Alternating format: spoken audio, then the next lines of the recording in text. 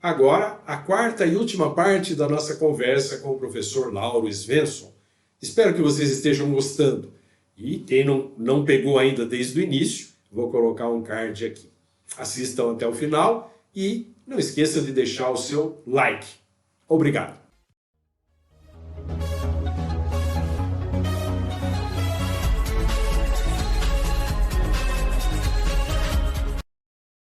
Gente, então é isso.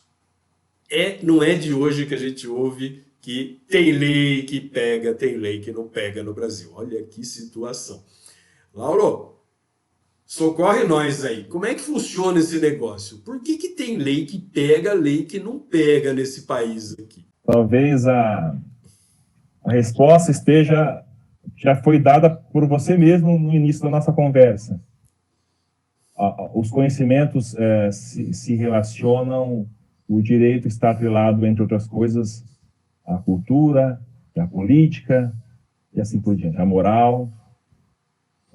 O direito, ele não é autossustentável, ele não se aplica e existe de maneira autônoma, né?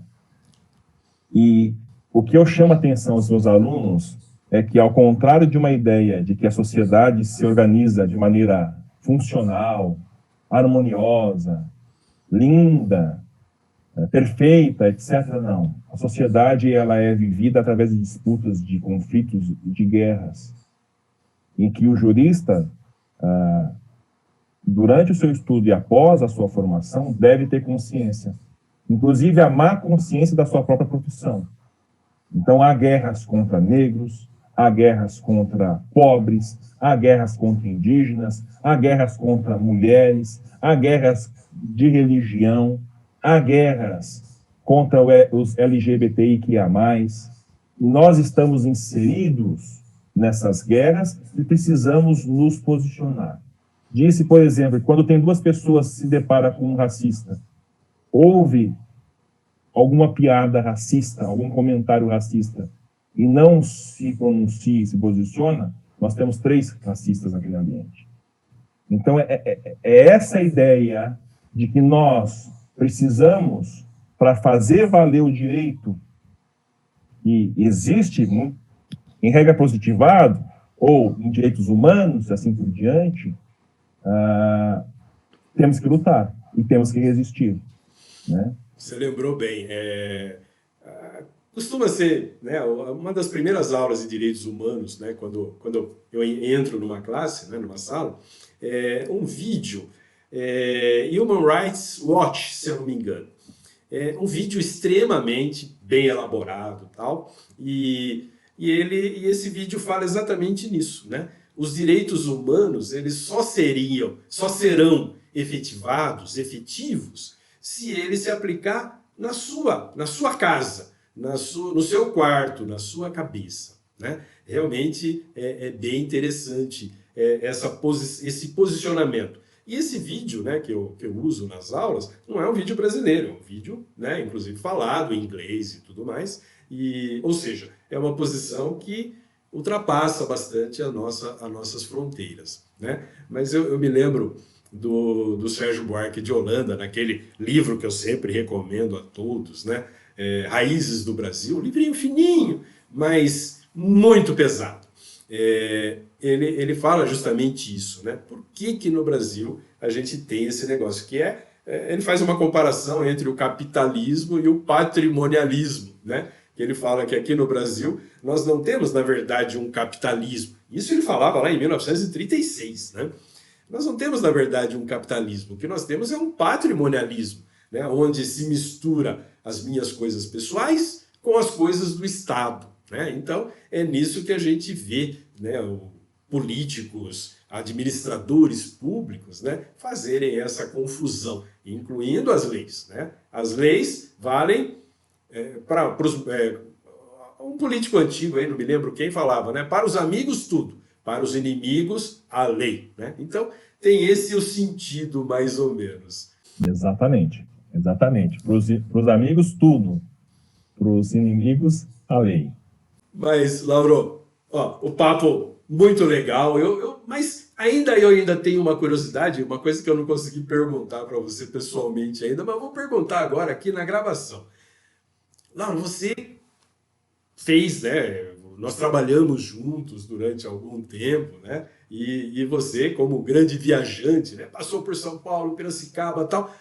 Como é que você chegou, né, ao ponto de estudar bastante, com muitos detalhes, inclusive, depois eu coloco para o pessoal ver aqui, se eu já não coloquei antes, as capas dos livros que você já escreveu a respeito desse assunto.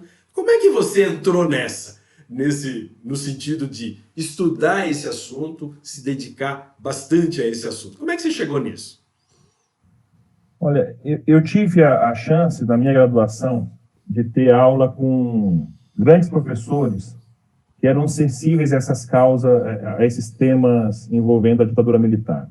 Então, eu tive aula com o professor Fábio Conder Comparato, de Direitos Humanos, professor Celso Laffer, em Filosofia do Direito, professor Eros Roberto Grau, de Direito Econômico. Então, eles despertavam, através das suas aulas, críticas sobre não só o nosso presente, mas também em relação ao nosso passado. E eu verifiquei que não existia uma discussão aprofundada sobre isso. Era quase como se fosse um tabu. Eu até exemplifico esse tabu com uma experiência pessoal minha, em 2004, salvo engano, numa Bienal do Livro, em que eu fui buscar bibliografia sobre esses temas do regime autoritário, repressivo, durante a ditadura, né? 21 anos de ditadura.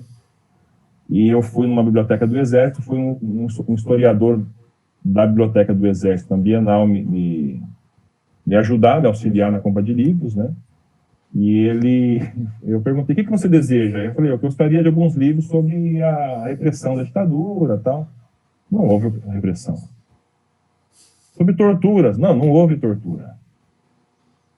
Não houve nada. Daí até comprei um livro chamado A Grande Mentira, comprei outros livros da...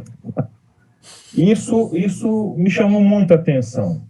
Depois, com o professor Dmitry de Moles, que havia recém-publicado um livrinho chamado O Caso dos Denunciantes Invejosos, em que ele trouxe pela primeira vez no Brasil a expressão justiça e transição, em literatura nacional. Coisa do Dmitry, coisa do Dmitry. Coisas do Dmitry, né? E muito antenado nas discussões internacionais. E daí eu resolvi, já no mestrado, isso em 2004, a estudar um pouco a ditadura e como que o direito se aplicava ou não em relação aos acontecimentos pretéritos, né? E em bancas de bolsa, etc., alguns professores chegaram a perguntar se eu não tinha medo, porque existia um clima naquele momento de medo. Você vai mexer em coisas que não devem ser mexidas, vai abrir caixa de Pandora e assim por diante. Hoje está melhor do que isso. Então, há aqui toda uma necessidade em se estudar e pesquisar o nosso próprio passado, quem sabe, através desse mote da justiça de transição. Lauro, maravilha, mas eu acho que eu já tomei muito o seu tempo, mas olha, eu tenho que agradecer muito a sua presença, a sua conversa, o fato de você ter trazido esse conhecimento, essa sua gana de conhecer, de trabalhar com esse ramo do direito, que eu acho muito legal. E, olha, só tenho a agradecer. O microfone é seu aí para você dar um finalmente, para eu dar sossego para você também. Eu só tenho a agradecer imensamente a oportunidade, né? Faz tempo que nós não nos víamos, né? Fomos colegas em Limeira, na Faculdade de Direito. É um grande prazer, foi um grande prazer, e pode contar comigo quando precisar, tá? É uma honra estar aqui participando desse seu projeto.